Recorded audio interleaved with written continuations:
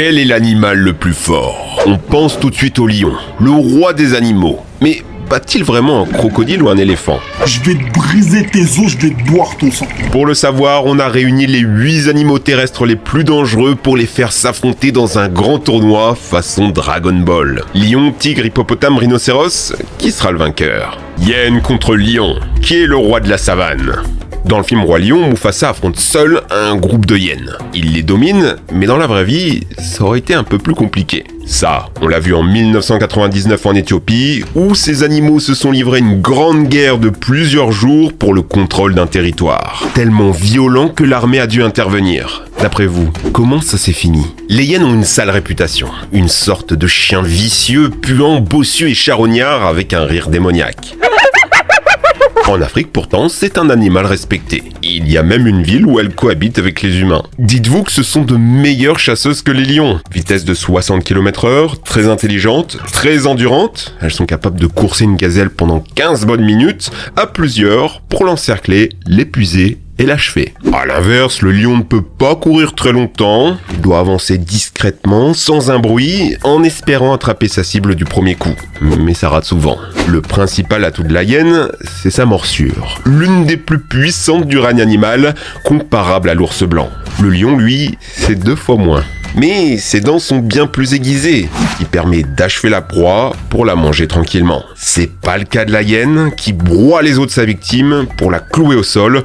Encore vivante, elle se fait déchiqueter dans d'atroces souffrances. Dans la nature, c'est pas rare de voir lion et hyène s'affronter, vu qu'elles essayent de voler le repas des autres. Leur stratégie, c'est toujours de s'attaquer aux plus faibles en meute. Alors quand un lion se fait vieux, malade ou isolé, c'est lui qui se fait attaquer. Malgré tout, un lion en bonne santé sait se battre. 200 kg de muscles, capable d'assommer d'un coup de patte et d'achever d'une morsure. Si les hyènes ne sont pas assez nombreuses, elles battent systématiquement en retraite. Pour la Grande Guerre en Éthiopie dont on parlait au début, 6 lions ont été tués contre une trentaine de hyènes. Le lion gagne la manche. Gorille contre tigre, qui sera le roi de la forêt? Les tigres sont des animaux terrifiants. Ils ont la réputation d'être des mangeurs d'hommes, jusqu'à 3,5 mètres de long et 300 kg. Une morsure capable de briser une nuque, des griffes rétractables qui, une fois accrochées, ne vous lâchent plus. Inutile d'essayer de vous cacher dans les arbres, il saute jusqu'à 4 mètres et peut escalader. Inutile de plonger dans l'eau, il viendra vous chercher à la nage. Très intelligents, très discrets, ils utilisent leur camouflage pour se faufiler dans votre dos et vous achever en un éclair. En face, il y a le gorille, jusqu'à 2 mètres et 200 kg de purs muscles. Jusqu'à 9 fois plus fort qu'un humain, il peut soulever 800 kg à l'aise. Malgré son physique de bodybuilder, c'est un animal relativement paisible. Sa réputation de combattant nous vient surtout des films King Kong. Déjà, c'est un herbivore, pas de prédation, sa force lui servant à arracher les racines ou grimper aux arbres. Oui, il y a des dos argentés qui font de la grimpette. Il y a des cas d'attaque de gorille contre les humains, mais c'est rarement mortel. Ils vous chargent, ils vous intimident, faites juste pas les fous. Alors, qu'est-ce que ça vaut face à un tigre? Il n'y a jamais eu de combat entre les deux, normal, puisqu'ils vivent pas au même endroit. Sauf que, le gorille a un prédateur, un félin qui les chasse pour les manger, le léopard. Or, comme vous le voyez, un léopard c'est nettement moins puissant qu'un tigre. Alors face au roi des félins, le gorille aura beau frapper de toutes ses forces, il finira dans une mare de sang. Le tigre gagne cette manche. Éléphant contre rhinocéros, qui sera le roi des titans? L'éléphant d'Afrique est le plus grand mammifère terrestre, 4 mètres au garrot, alors que le rhinocéros blanc, le plus gros, ne fait que 2 mètres. Lui, malgré sa lourde armure, en termes de poids, c'est toujours pas ça. Il a beau avoir la réputation d'une charge destructrice, il court toujours moins vite qu'un éléphant. Aïe, ça commence mal, alors qu'est-ce qui va au combat? Le rhinocéros fait face, il lance la charge avec ses 2 cornes. S'il touche l'éléphant au ventre, ça peut faire très mal.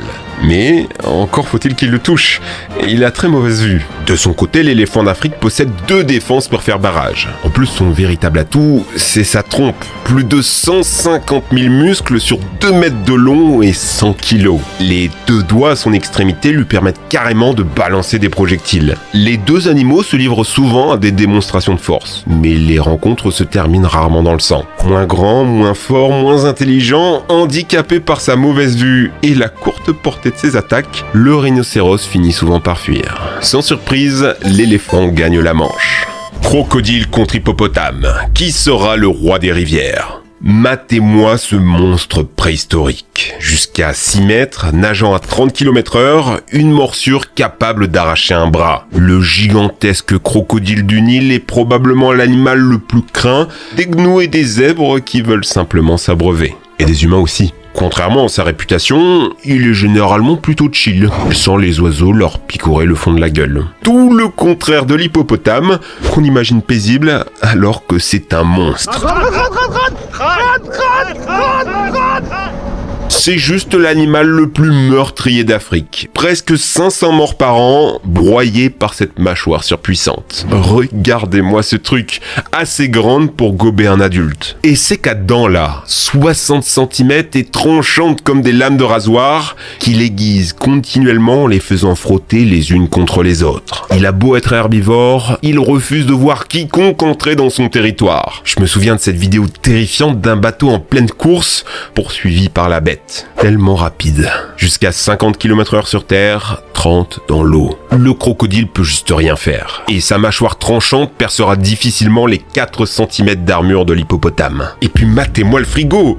La roulade de la mort caractéristique des attaques de crocodile est juste impossible ici. Ça, on l'a déjà vu en vrai. Sur cette vidéo, le reptile un peu trop confiant se fait écraser et piétiner, obligé d'abandonner. L'hippopotame gagne la manche. On arrive donc en demi-finale avec lion contre tigre, qui sera le roi des félins. Deux super prédateurs s'avancent dans l'arène. Ils se tournent autour, rugissent, le combat s'annonce sanglant. Ou pas. Le lion est un gros paresseux, qui dort 16 à 20 heures par jour, laissant ses femelles chasser pour lui en groupe. En face, le tigre est un assassin solitaire, aguerri à la survie en milieu extrême. Il est aussi plus lourd, plus grand, plus rapide et plus endurant. Pareil pour la puissance de sa mâchoire. Il est clairement avantagé en 1 contre 1. Mais n'enterrez pas le lion tout de suite. Il y en a qui, chassés de la meute, sont bien obligés de survivre solo et développer les mêmes capacités que le tigre. Ils ont aussi l'avantage d'une épaisse crinière qui protège leur nuque d'une attaque fatale, que le tigre adore faire. Alors qui est le plus fort ? C'est une question qui fait fantasmer depuis l'Antiquité. Les jeux du cirque proposaient déjà des combats entre les deux félins. Spoiler, le tigre gagnait souvent. Au 19e siècle, un Maharaja indien a fait affronter un tigre du Bengale et un lion de l'Atlas, une espèce plus grande que celle d'Afrique. Ah là encore, le tigre l'a emporté. Plus récemment, en 2011, dans un zoo turc, un tigre aurait tué un lion en lui arrachant la jugulaire d'un coup de griffe. Cette domination du tigre, figurez-vous que c'est un gros problème pour les scientifiques. En Inde, on essaie de réintroduire le lion d'Asie, une espèce quasi éteinte. Mais dans le territoire des tigres, il a juste aucune chance. Celui qu'on appelle le roi des animaux n'est plus. Le tigre gagne la manche. Éléphant contre hippopotame, qui est le roi des poids lourds ? Vous vous souvenez de cette réplique dans La Cité de la Peur ? C'est qui le plus fort, l'hippopotame ou l'éléphant ? C'est pas aussi hypant que lion contre tigre, c'est deux herbivores, les enfants les adorent, détrompez-vous. Les deux fréquentent les mêmes points d'eau et s'affrontent souvent. Avec sa trompe et ses défenses, l'éléphant est bienvenu à bout du rhinocéros. Alors pourquoi pas de l'hippopotame ? Rappelez-vous, sa mâchoire est énorme et ses dents tranchantes comme un rasoir. S'il attrape la trompe, il l'arrache sans problème. Il est aussi plus lourd que le rhinocéros, 3 tonnes, impossible de le soulever ou de le renverser, surtout s'il barbote dans l'eau. Enfin ça c'est en théorie, parce qu'on a déjà vu des hippos se faire vindiguer dans les airs. Une fois au sol, l'éléphant n'a plus qu'à le transpercer de ses défenses et le piétiner à mort. Et qu'en fait, c'est parce que toute leur force est concentrée dans la trompe. Comme l'a dit Alain Chabat, l'éléphant gagne cette manche. On arrive donc à la grande finale. Éléphant contre tigre, qui sera le vrai roi des animaux ?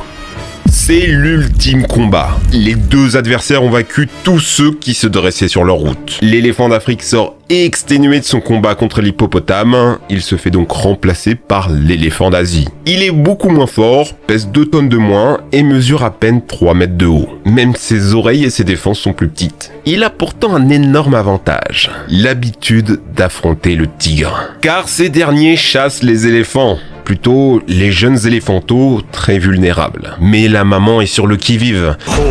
向かってくるのか。 Dès qu'un prédateur s'approche, ils se regroupent en cercle, érigeant un mur de trompe et de défense quasi infranchissable. Même un tigre ne s'y risquerait pas. Sauf qu'ici, on est en combat singulier. L'éléphant n'a pas l'appui de son groupe.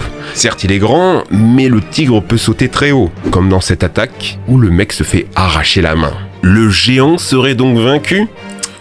Il reste encore une chance à l'éléphant, son mode berserk. Tous les ans, pendant quelques semaines, les éléphants mâles sont frappés d'une folie furieuse. Le must. Leur production de testostérone explose, près de 100 fois supérieure à la normale. Il devient très agressif et se met à attaquer tout ce qu'il croise. Même les éléphants en captivité sont obligés d'être isolés et attachés. Le combat est sanglant. C'est certain que le tigre va infliger de graves blessures à l'éléphant, peut-être même mortelles quelques heures après. Mais face à son poids, sa trompe et sa charge destructive, le tigre sait qu'il n'a aucune chance de survie si le combat vient à durer. L'éléphant l'écrase et gagne le grand tournoi des animaux. Je vous avoue être assez surpris du résultat. Non seulement le lion n'est pas arrivé en finale, mais c'est même pas un carnivore qui remporte le tournoi. Ok, on n'a pas intégré l'ours et l'anaconda, mais je vous assure que c'était peine perdue face aux compétiteurs de la finale. Et évidemment, tout ça est spéculatif. Si vous êtes un riche sultan qui regarde cette chaîne, n'organisez pas de combat entre animaux,